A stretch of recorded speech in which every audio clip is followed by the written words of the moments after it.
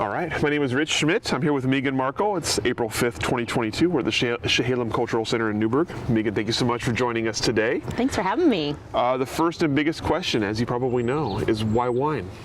Why wine? Why not wine? I mean, I love that wine brings people together. And I love that, you can sit around a table, sit around a yard, have a glass of wine, and that experience stays with you. And sometimes the wine leads the story, and sometimes the conversation and the friends lead the story. And I enjoy it a lot. And it's just always been a passion of mine since my early 20s.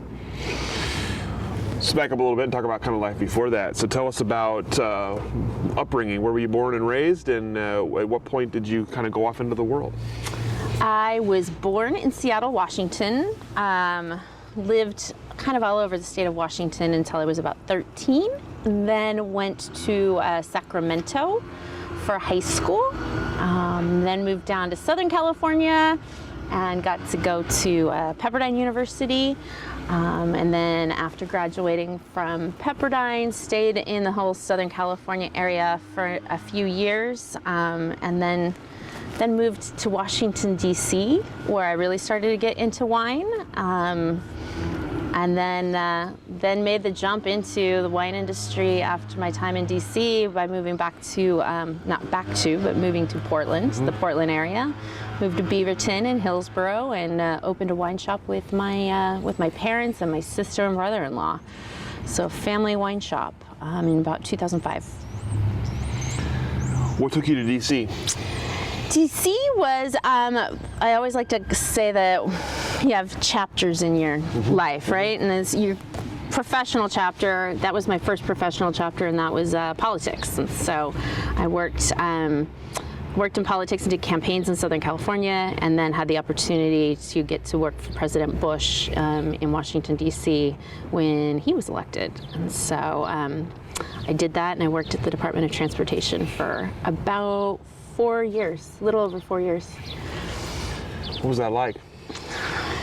It was transformative. It was a whirlwind. It was, working in politics is a whirlwind anytime. I can't imagine what it's like in these times. But we were there about 6 months prior to 9/11, and so then most of the years were spent, trying to start TSA and do a lot of those programs, and a little stressful, a little busy.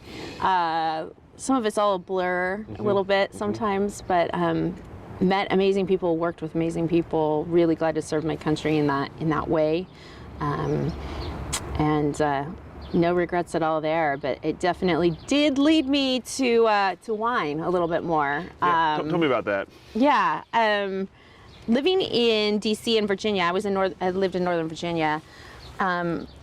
Really got into the Virginia wine scene on weekends when I had some time off, and got to travel around and taste some of their wonderful Viogniers, their Seyval Blancs, their delicious different reds, some Horton Norton, all sorts of things like that. It was really fun to do with friends, and it just kind of was something that I thought of more and more and more, and I would read, and I never took any official classes or anything like that, but it just became a passion of mine, and I just built a wine cellar in my house, and then just started filling it up and learning more, and then I was like, what do I want to do with my life? Do I want to stay in politics?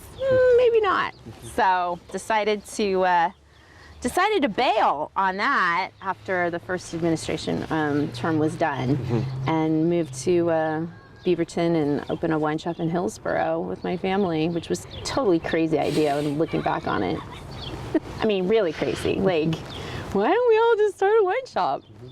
Yeah, but we did. Why not? One more question before we get to that, because I'm really curious about that experience. But you mentioned kind of thinking about wine more and more and just becoming more and more part of your life. Was there something about wine specifically that appealed to you at that time? Was there a reason it kind of built in your life that way? I don't know. It's a really good question. There probably is. There's probably something deep and meaningful and something I haven't really expressed. And but I think for me it just represented, again, that culmination of bringing people together that I care about, and friends, family, loved ones, and something that you can share and have that shared experience together with and enjoy.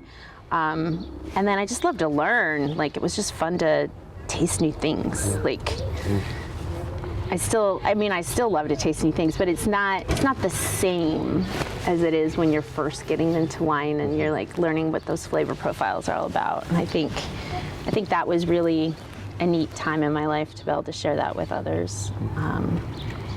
Yeah. So as you're deciding, you're thinking about the future, how did you land on Oregon as the place to be next? Was it because of Oregon wine, or was it for other reasons? It was a little bit because of Oregon wine, but it was more based off of friends and family that were living in the Portland area. A lot of sorority sisters from college either were born and raised here and moved back here after college, or had just transplanted themselves. So we kind of had that base of getting to know some people, or having known some people before we started a crazy business of our own. So that was kind of the appeal. And I definitely wanted to get back to the Northwest, having been born in Seattle and raised on the West Coast. It just made a lot of sense. Portland had that feel that I really enjoyed, and I still enjoy, and I'm glad we made that move. What were your impressions of Oregon wine at that point? I know. Think back. I don't think I fully grasped how rooted the community is in supporting the local wines at the time. But I loved that, and I learned to really appreciate that and respect that, which I still absolutely do. And it's been amazing to see the evolution over the years. And just elevating it worldwide, the reputation of Oregon Pinot Noir and Willamette Valley Pinot Noir. Now we've got the Chardonnay and the sparkling wines and all of that. Like, now you can go places and it's like people know the name Willamette Valley. They know they know it's pronounced Willamette Valley. They don't say, how do you say that? Willamette. Is it Willamette? No, it's Willamette. Like, you don't find yourself saying that anymore, which is kind of means we've gotten to where we want to be on some level, right? We're getting to where we want to go. There's still a lot that's out there for Willamette Valley, which is exciting. But yeah, I didn't fully grasp that when we opened the shop, but I absolutely loved it. And I was thinking about that this weekend. I was out at Atticus Vineyard. I'm part of their wine club since they started, and I remember when Ximena walked into my wine shop for the first time, and she had her very first vintage to try to sell to me, and that was her 05 vintage. And so it's just one of those really cool things where I was like, oh my gosh, how long have we known each other? And then you start to go back and you're like, we've been friends for over 15 years. So, and that's awesome to see other people's brands grow and their businesses thrive, and just to have those deep roots in this valley personally probably means the most to me. So you decide to start a wine shop with your family. How did that come about? And tell me about the logistics of getting it started. That was my crazy idea. My sister and brother-in-law, who he had just married into the family, he was game. He's like, yeah, sure, let's all move to Oregon. And, he loved wine too. My sister liked wine. She's like, yeah, let's do it. And then it wasn't hard to convince my parents to get on board with that. They were tired of flying back and forth to DC. So that was kind of the thing. They're like, sure, let's do it. Crazy. And how did you get it started? How did you make all the kind of arrangements? We went with a franchise at the time called Vino 100, and so it kind of was 100 great wines from around the world for $25 or less. Great concept, hard to make any money at. Like, obviously knowing the margins on wine and being very thin, and And then of course, Oregon wine being more expensive. At the time it wasn't quite as expensive as it is now, but yeah, it was a great concept, and so at least I had a framework for building the business that was kind of provided, and then we had a lot of freedom to make it our own and choose our own labels that made sense, and so that was a nice part of it. It was a great concept, and I'm really glad we did it. But yeah, doing it right before a recession. It's poor timing. Yeah, poor timing. It's timing. But what did you take away from it? What did you learn from the experience? Oh, for years I thought I was the biggest failure professionally. Like it was like my one big, I really messed up. Although after years of thinking about it too and processing, it's like, no, I didn't mess up. I did everything I possibly could to make that business successful. Mm-hmm. But it was the recession, and like that's just what happens sometimes. Money dries up when it's for optional things in life, and we were affected, and that's so no regrets. And then I think that the thing that makes me happiest is that we didn't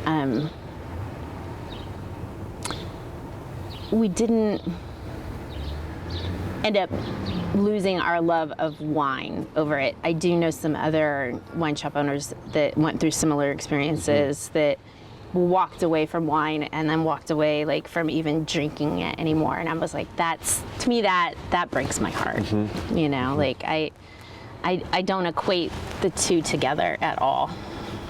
So I feel poorly for them. Mm-hmm. Mm-hmm. What did you learn about wine, especially on the retail end of things, from that? Obviously, we've heard many stories of the difficulties and the kind of the challenges of selling wine retail. What did you kind of take away from it in terms of, if I had to do this again, I'd do it differently, or this is good for me to know going forward? Yeah, I think what I learned is I respect retail small businesses of all kinds. Like I will never ever look at retail small businesses the same way, because you're always on, and you're working almost 7 days a week, if not 7 days a week. Even if you're closed for a day, then you're placing orders to make sure that you've got your delivery set for and then you're helping customers until 8 o'clock at night, and trying to find work-life balance is very difficult when you have a retail store, I think, and I think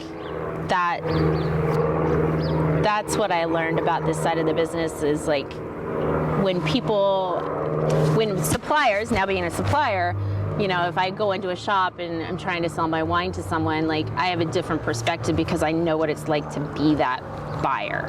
And I know that the pressures and the responsibilities that they may have that day, and the way they may treat you, like of course you should always treat people correctly and with kindness and professionalism, but you never know what they're up against. Mm-hmm. And so tasting your wine might not be on the top of their priority list that day.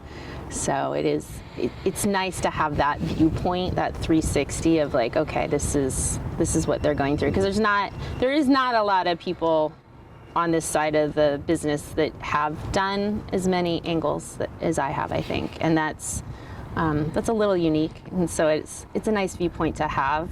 And I have friends that'll ask me kind of the same sort of questions sometimes, like, what do I need to do? How do I approach this? Mm-hmm. And I'm happy to help. So after the shop, excuse me, what came next? Next was my next chapter, which was my nonprofit chapter. It was really difficult to find a job in the Portland area after closing in mid-2009. So at the beginning of 2010, I moved to Orange County, back to California, and started doing development and communications for a nonprofit that serves families with minor-aged children that are experiencing homelessness and hunger, and called Families Forward. So I worked for almost 3 years doing that, and absolutely love that work. There's a lot of actually a lot of similarities between sales and nonprofit fundraising, or fundraising of any kind. And so transferable skills oftentimes. And then of course, you get to actually be serving people and seeing the difference that it makes in their lives. And so it was a great experience. Was glad to have that, but it did make me yearn for home here in Portland, because Portland had become home. So eventually wanted to come back, and I did. What brought you back? Kind of just made the decision of like, it's time to go. Like, my nephews are up here, and I was like, I just don't want to stay anymore in Orange County. And so, lovely place, beautiful people, but Oregon was calling. So I was like, let's just go, and I'll find something else. And so I did. So I came back up and continued a little bit more nonprofit work for Greater Portland Inc. And did some of their communications and marketing. And that was a really cool experience, short-lived experience, but it was a good experience to see how government and nonprofit work together for economic development for the area. So I really enjoyed that.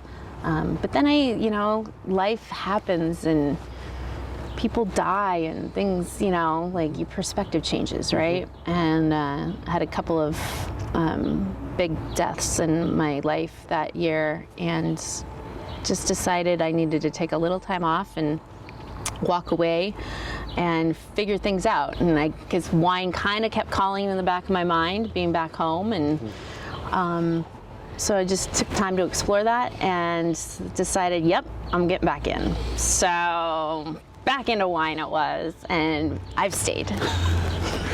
Once you made that decision to get back in, did you have a path in mind for what you wanted to do? Was it just anything wine, or was it like a specific thing you were thinking about? It was kind of a specific thing I was thinking about. I really did want to get back in, and I'm like, I think I want to be a national sales manager for a Willamette Valley supplier. I knew absolutely I wanted to work for Willamette Valley Winery directly, and I said, how do I get there? And that was one of the interesting things of our industry still struggles with pathways for, even though so many of us come from outside of the wine world into the wine world, the skills are usually, while they're transferable, they're not respected.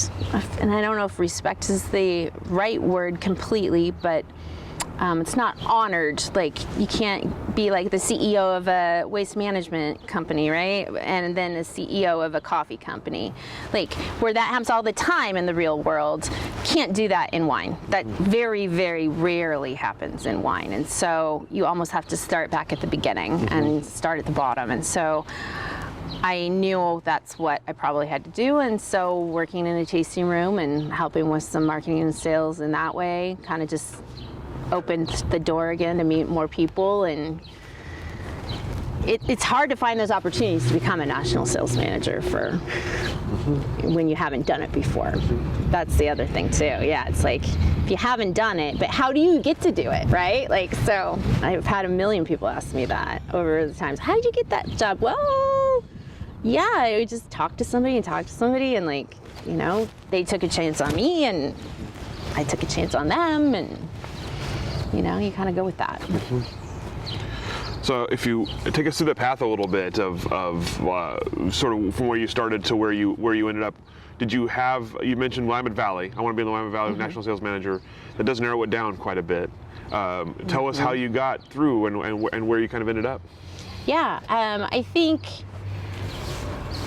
I just knew that I loved this industry so much, and having met so many great people like Ximena from Atticus and Don Hagee from Vidon. I remember when he walked in the store and started selling his first vintage to me. I'm like, you literally were a NASA rocket scientist. Like, how cool is that? Like, I've got this rocket scientist that's selling me wine, and all sorts of people. And so I was like, it felt like home. It felt like family. And so it was just trying to figure out what winery was the right one to possibly start to get into the door with. And ended up at Evening Land Vineyards in their tasting room in Dundee, and really enjoyed my work. I love those wines.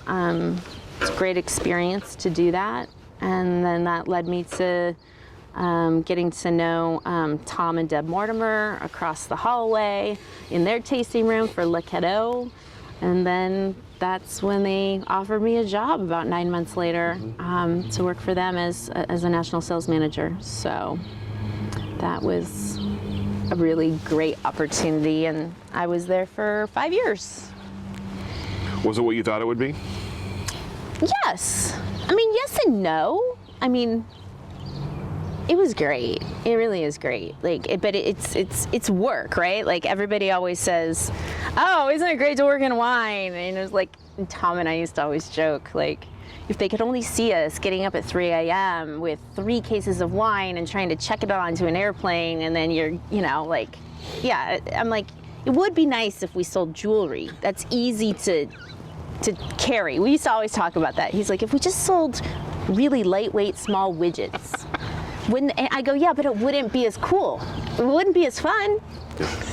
So I'm like, yeah, it'd be easier to carry, but then you can't sit with customers and, taste them on your wines throughout the day in great cities around the country. So, yeah, no, it was great. It just, the travel schedule is a lot, but I enjoyed it a lot. Made great friends all over this country, and got to see how the Willamette Valley is portrayed and accepted and sold in some parts of the country very differently than others. But for the most part, it just continue to see it evolve and become more highly respected, and that's exciting to see. When it came to that job itself, and especially with the travel and everything like that, tell me about the sort of the progress through. Like you mentioned for Willamette Valley in general, seeing the progress. Did it get easier? Was the job getting easier as you were going through? Was the recognition happening kind of in real time for you? Yeah, I think so. Absolutely.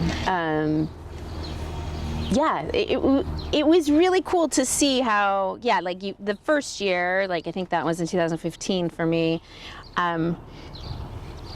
you get some of the mispronunciation of Willamette, by wine buyers, or even mispronunciation of the word Pinot Noir, right? And they just keep saying it over and over, and you're trying not to cringe, and you're trying not to overcorrect them too many times, but you're also like, oh, can we just say it correctly? That'd be nice. Just be nice. And that stopped, eventually. And it just was nice to see that people actually then would ask about, they'd ask about Pinot Camp, right? They're like, how do I get a ticket to Pinot Camp? I want to go to Oregon Pinot Camp. And so I would hear that all the time, and Le Cadeau is not involved with Pinot Camp, and so I was always really jealous of those Pinot Camp wineries, right? I was like, oh, I'm so jealous of that. And I admit now I'm super pumped that my day job working for Willamette Valley Wineries Association, I get to plan Pinot Camp. So that is my main job, and I love that. So it's fun to have that come full circle and get to be a part of that this year and bring that back online after 3 years of not having it during the pandemic. If you can't beat them, join them, right? Right, exactly, right? I was like, because they're like, oh, who are we gonna invite to Pinot Camp? I'm like, I got a list for you. I got a list. If I had $1 for every time someone asked me how to get into Pinot Camp, which is awesome to see, right? In the fact that there's 270 campers that come from around the world. We have 42 states represented this year, I think, and I don't even know how many countries. That's amazing. So, yeah, amazing. It's exciting. I have some OPC questions I'm going to come back to, Yeah. but before we do, I'm curious about, you mentioned kind of how hard it is to get in, just kind of jump parallel into wine, that you had to kind of work your way back up. As you got to be a national sales manager, what was unique about that position versus other things you had done? What was unique to wine that maybe you had to learn or had to kind of relearn as you were in that position that was different from other industry, other things you had worked in? Or was there anything? I mean, I don't know if there was too much that was different or unique to wine. I think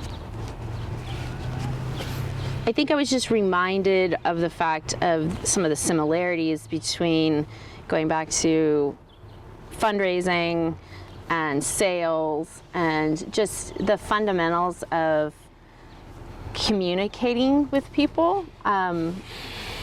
The eye contact, the doing more listening than talking.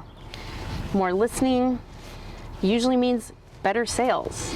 And there's a lot of people that don't get that. You want to listen to that buyer. And maybe having been in the buyer seat, that also gave me that perspective of like, don't tell me what I'm drinking. Don't tell me what I'm tasting. Don't tell me how many cases are produced. I will ask you that if I want to, right? Like, let the buyer lead. You're in their living room or their kitchen or their back storeroom of a liquor store or wherever you're tasting. Let them lead it. You're their guest. You're sharing your wine, but you don't have to be the only dog and pony show. So you mentioned you're now at the WVWA. How did that come about? That was a great serendipitous opportunity. I came on board. Morgan had asked me to, if I had some free time this last fall, and she's like, do you want to help us out, do some part-time stuff? And I said, sure, absolutely, that would be great, while I was getting my brand up and going. And then it led to full-time as of the beginning of this year. So in January, I went full-time, and it's been great.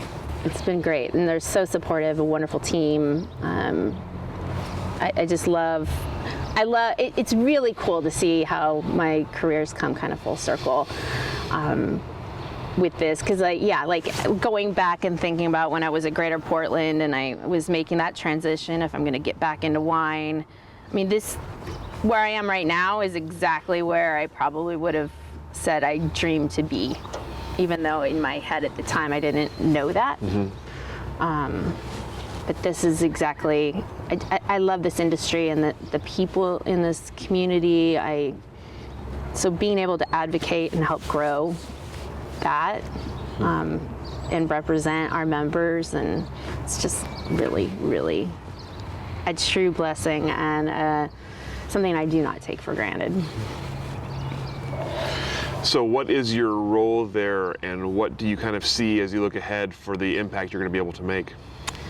I am the Trade Relations and Special Projects Manager, and I think having taken my years of national sales experience helps me with that trade relations side of things. Knowing people across the country, knowing different distributors, knowing how the markets work with our trade, 3-tier sales system, etc. That's really helpful. I look forward to eventually, as things are going to come back online for events for us outside of OPC come this June. We'll start planning some Pinot in the cities again, in different cities around the country for 2023, and that'll fall under my purview as well. Currently, I'm also in charge of Oregon Wine Month for the WVWA, which is also great. It makes a lot of sense. Yeah, exactly. Few weeks away. We got, it's fun. It's fun. So to be able to do that and just amplify Oregon wine in general through that campaign, as well as our WVWA wines, it's a real privilege.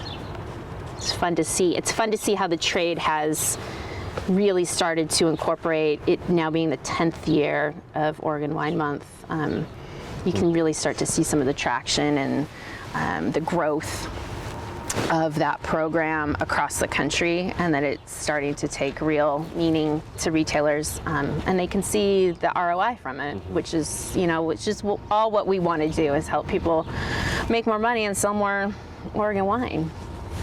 Sure.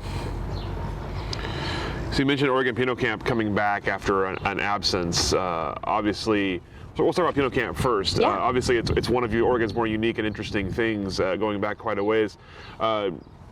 Tell me about, as you're bringing it back this year, what is there? Is it just like a return to the past? Are there new things you're trying out? What is it about 2022 Oregon Pinot Camp that's going to be kind of interesting and unique?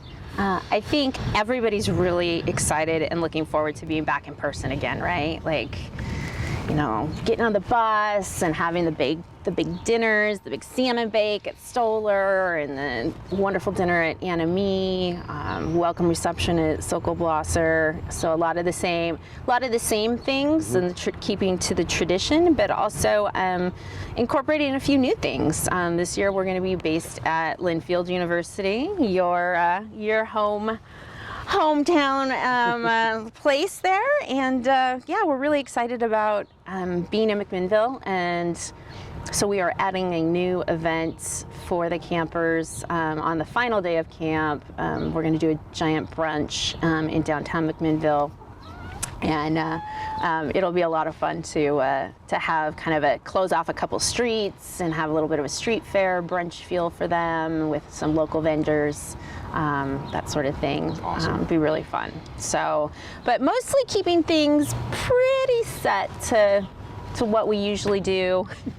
Yeah, so Pinot Camp, it's going to be great. And we are changing up a few things in terms of workshop-wise as well. Putting a little more emphasis on doing a sparkling wine flight for the campers, a workshop on that. Mm-hmm. So that's one of the cool new things.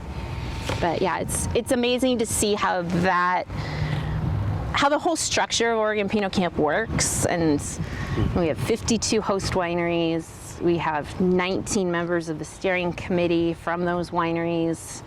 And then we have like 8 different subcommittees under that. So it is really a all hands on deck, volunteer, completely run by the wineries that are participating. It's pretty incredible. Mm-hmm. Well, you mentioned earlier, you gave a little teaser earlier about building your brand. Tell us about your wine brand and how that came to be. Yeah, because the world needs another wine brand, right? But I think I'd always wondered what it would be like to have my own, right? Like when you're selling other people's wine, it's wonderful and I love that, but I also, it starts to make you think what's missing out there. And I think traveling the national market for me, I started to realize what is missing out there a little bit from the Willamette Valley standpoint. And while I love Willamette Valley Pinot Noir, my passion is sparkling wine. And then too, having worked in this industry so many years, it's important to be kind to your liver. I think we all could use a little less alcohol in our lives, so focusing on a low alcohol sparkling brand was kind of really where I wanted to go. And so that is what Well Played Wines is about. It's always going to be sparkling wines only. And currently I've got 2 low alcohol bubbles that we're releasing this month. Once you decided that was something you wanted to do, take me through the steps of actually making it happen, of finding a place and a name and finding grapes and all of the things you have to do before it gets in the bottle. Yeah, I think having worked in this industry for so long, it's helpful to know so many different people, and so I had a short list of if I ever pulled the trigger on this, of who I would approach, and I approached Seiler Varnum of Varnum Vintners in Amity. Seiler and Tara have been friends since basically the day they moved up here from Arizona, when he was working at Angela and I was working at Evening Land at the time. And he started his own brand a number of years ago, does a lot of force carbonated bubbles, which I've been a wine club member for a long time, and I love those wines. Drank a lot of those wines in the pandemic. And I was like, I gotta go to Cy and see if he's willing to do this with me. And they jumped on board right away. And so he said, absolutely, let's do this together. Let's figure out how we're gonna make a low alcohol wine. And so it's been a real fun journey on that. And I'm really glad I have them as partners. So being a custom crush client of theirs, Seiler drives the bus in terms of the winemaking, and of course I consult and work with him on that sort of stuff, but I am not a winemaker. I don't play one on TV. I will never aspire to do that. I let the experts do that. And I realize that that's a little unique in this business too, to not be a winemaker and have your own brand. There's not too many of us that are on the sales and marketing side that have their brands, but there's a couple. I was talking to Bill Hansen the other day of Libra Wines, and he's in the same sort of deal. So I was like, what's it like? I said, he goes, oh, you're gonna be fine. I'm like, okay, if you say so, Bill. But it's fun. So then, approaching it from the sales and marketing side, if you have your concept, you have low alcohol sparkling wine, a very narrow concept there. Taking your strengths in sales and marketing, tell me about developing a name and developing kind of a strategy for how it's going to hit the market. If you've got some ideas, I'll take them. So many ideas. You want to tell me how I should do this? Because, I'm game. I don't know. I'm just going to try. I'm going to try my best. My concept is really staying small, so tiny production, tiny bubbles. It's about 100 cases of each of the flavors between two different formats. So for me, half bottles are huge, and I think it's a growing market. Obviously canned wine, came onto the scene a number of years ago with Union Wine Company leading the way on that, which was awesome. I really like, the 12 ounce beer bottle sort of concept for bubbles. And so I've done that with Seiler, and I think that part is fun, to give people options for, if you don't want to open a whole bottle, or if it's just portion control, whatever it is, if you just want to pull out a straw, stick in a straw, drink straight from the bottle, whatever, it's about wines that are just, made to be enjoyed. It's not being overly snobby about the wine. We only work with growers that have small family owned vineyards.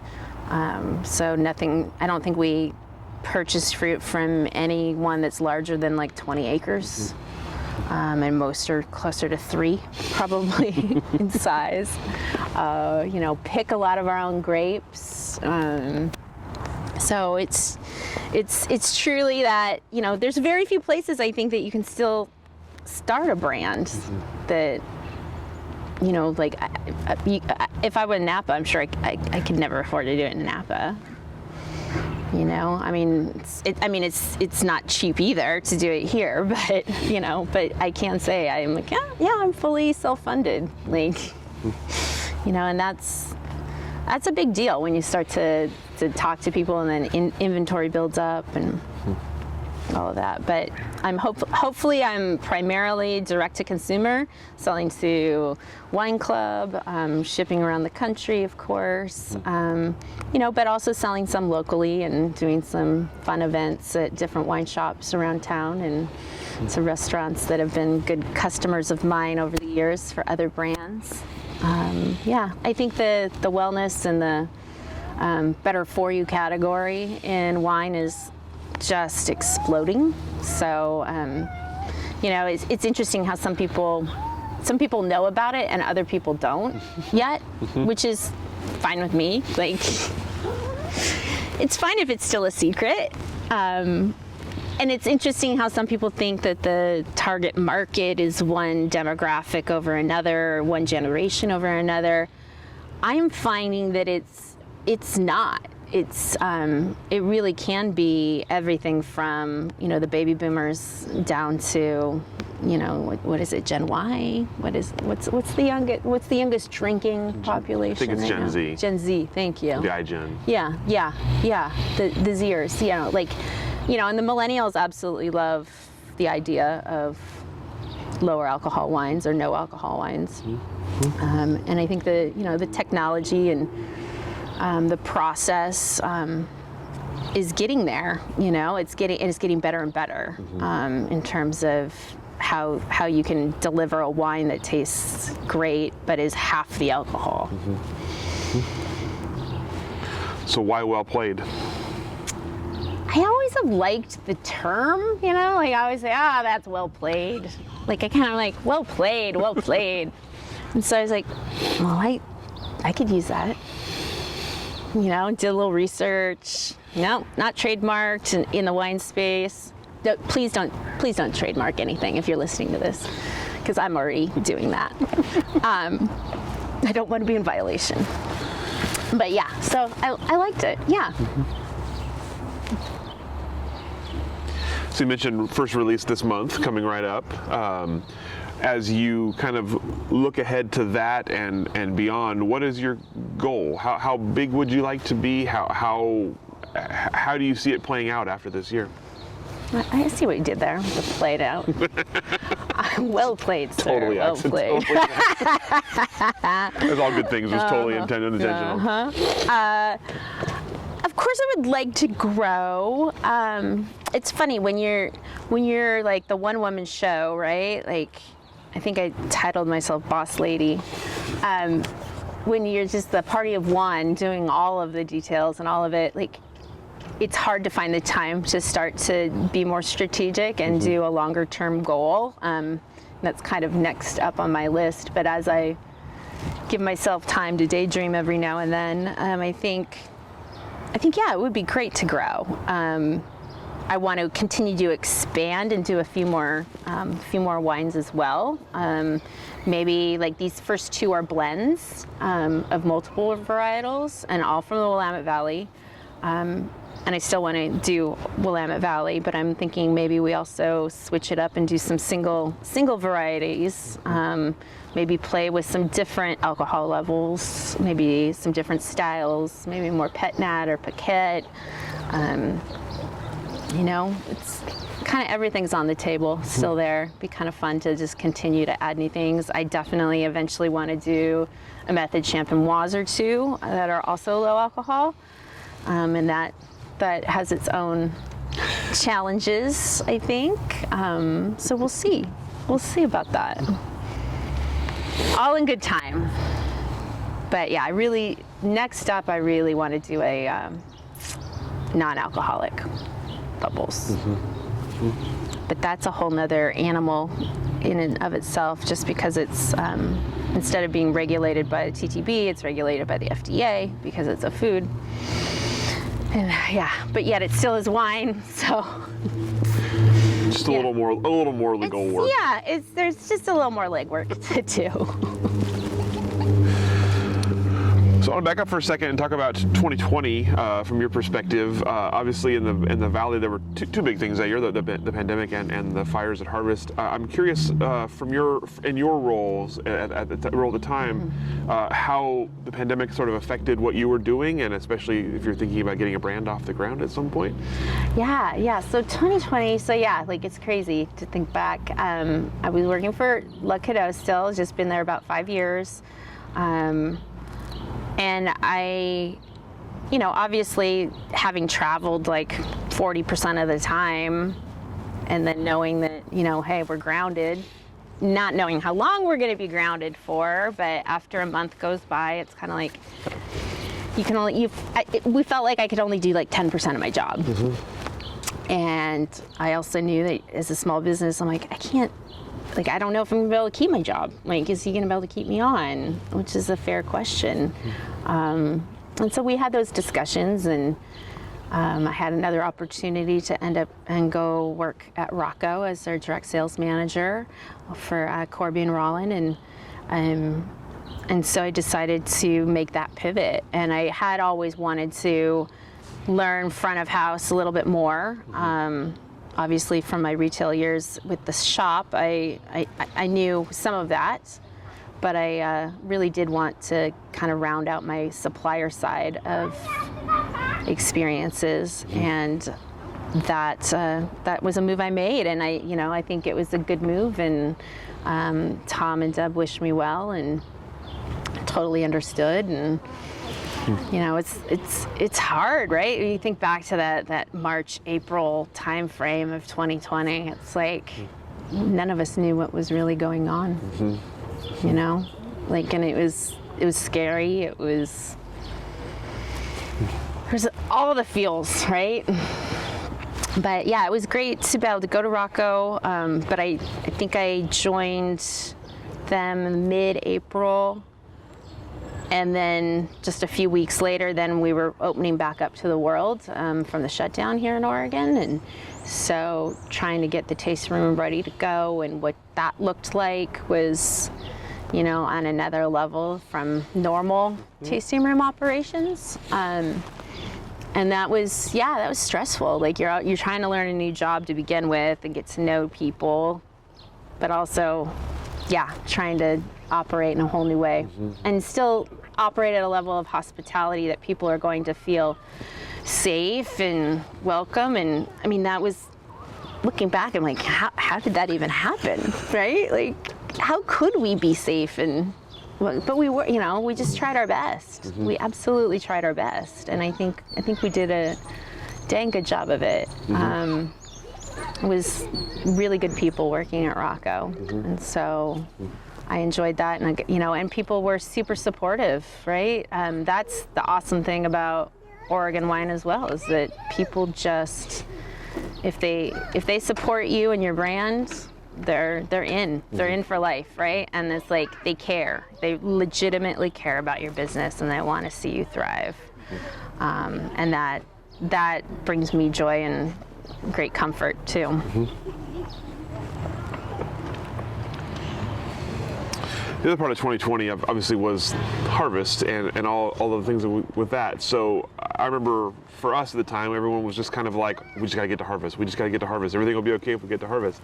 I assume it was probably feeling like that in your world too. So tell me about that and how you sort of saw people adjust to that, and how you had to adjust to 2020. Yeah, I think that was really hard. That was a big low point.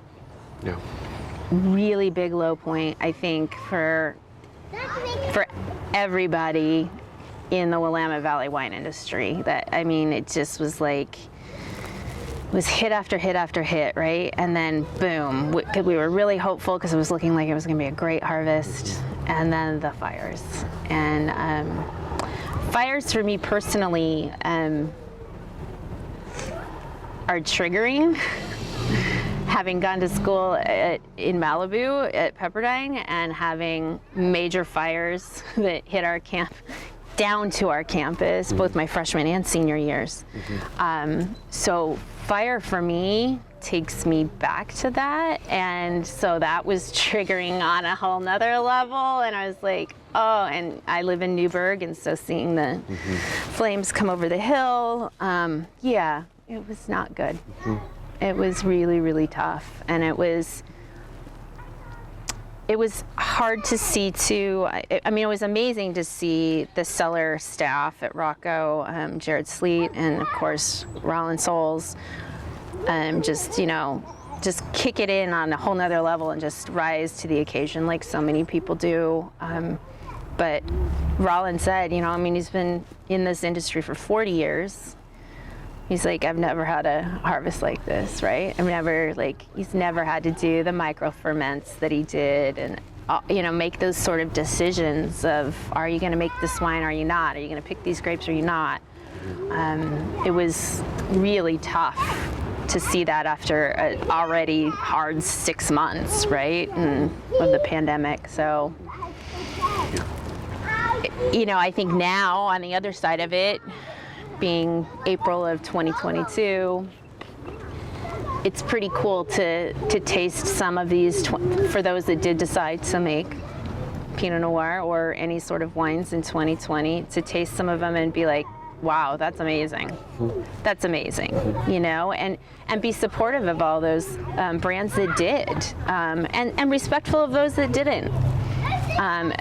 We have those discussions amongst the OPC committee, and it's like, you know, everybody did what they needed to do, you know, and that's the important thing, and be respectful of that. And there's always something to learn about smoke and smoke affected grapes, and I've learned a lot about that over the last year or so, and tasting some of the wines, and it's fascinating, right? I mean, you don't want to have to learn about that stuff, but I mean, it's also not probably going to go away. It probably won't be the last time that we have an incident like that, given climate change. You know, so we need to learn from it and figure out, because not everybody's going to be able to sit it out every year. You know, it's too much of a financial hit. The biggest changes you've seen in Oregon wine since you were kind of first aware of it, and what the industry looks like in 2022. Where does the industry stand right now? Absolutely. I think the crazy thing is looking at, I think in 2005 there were maybe 200 wineries in the Willamette Valley, and you know, now we're over 500, or they're probably less than 200 back then if I go back and look at the numbers. But we're over 500 now here in just the Willamette, and almost 1,000 for statewide, I think, which is really exciting. And I mean, it's still a lot less than obviously California, but and production-wise, we're a lot tinier than California. But I think it's exciting to see the wines kind of now really firmly on the world stage, like world-class wines. I mean, right now, this week, we are wrapping up the first ever collector's auction for the Willamette Valley Wineries Association that we've partnered with Zacky's Auction House, and these wines are being bid on by worldwide bidders right now, and that's exciting. And it's the first time ever Zacky's done a Willamette Valley-based auction in their history. So I think continuing to push that envelope, continuing to raise that bar, I think the sky's the limit for us in terms of the industry for this valley. And I can't wait to see what it's going to be like 10 years from now, right? To have this conversation. Let's have this conversation 10 years from now. Well, because definitely. you know, like, yeah. I mean, it's really amazing to see even some of the brands 10 years ago where they are now, and production levels and notoriety and growth, and to see what these vineyards and the older vines and how they mature and evolve, and the different varietal makeup as well within the valley, and how does that change, and how does climate change that, if at all, for some people? You know, how do we ebb and flow? Because that one word in 2020 that we all hate, that pivot word, we're still gonna have to keep pivoting, you know, whether we like it or not. Seems to be an industry full of people who can do that and sometimes enjoy the challenge of doing that. Has that been kind of your perspective as well? Yeah, I think so. I mean, I think that there are people that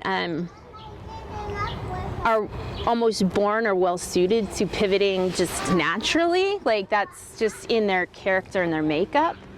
Not so much for me. I gotta say, although I have gotten much better at it. Haven't we all? And now, right now, maybe I am gonna expect to do it more and more, and maybe it just, I think, yeah, like the process of building a brand has helped me do that as well, and like to trust and work with other people, and you know, my label designers, and all of it, right? Like, it's like, okay, yeah, no, you know what's best. Like, I'm gonna trust that and go with that. Or if there's something I am absolutely wedded to, then I'm gonna do it too, right? Like, I'm going with that. But having the ability to take that input from others that know what they're doing, I think that's important. Well, it seems like it's a good time as any to wrap up. Anything we didn't talk about? Anything any questions I should have asked that I didn't? I don't think so. Right. Well, thank you so much for your time today, for talking through it. Thank you. And giving us a chance to hear your story and hear your perspectives, and we'll let you off the hook. Thank you. Thank you so much. Appreciate it.